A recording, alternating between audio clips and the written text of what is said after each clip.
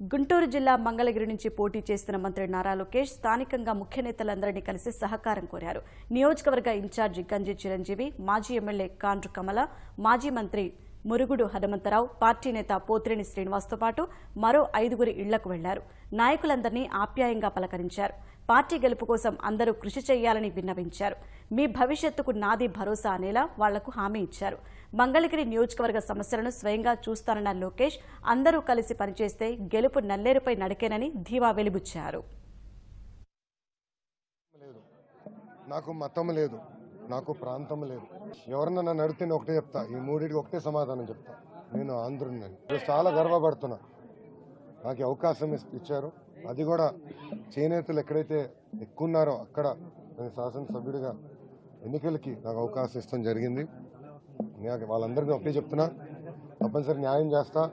మీ సమస్యలు తెలుసుకున్నాక నేను ఇక్కడికి వచ్చాను, మీకు అందుబాటులో ఉంటాను.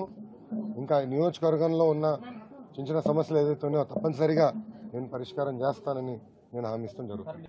గడిచిన 3 సంవత్సరాల నుంచి నేను మంగళగిరిలో ఉన్నాను. ఎవరు ఊహించిన విధంగా అభివృద్ధి చేసుకున్నాం. నేను కూడా ఒక ఐటీ మంత్రిగా అనేక ఐటీ సంస్థలు కూడా ఇక్కడ మంగళగిరికి తీసుకొస్తాం కూడా జరిగింది. మీరు అందరూ కూడా చూశారు. ఇదే స్పీడ్లో మంగళగిరిని అభివృద్ధి చేయాలని ఒక లక్ష్యంతో ఈరోజు నేను ముందుకు వెళ్తున్నాను. ఇదేం తెలుగుదేశం పార్టీ కంచుకోట కాదు, ఒక తెలుగుదేశం పార్టీ కంచుకోటగా మార్చే బాధ్యత మేము ఇక్కడ ఉన్న అందరం తీసుకుంటాం.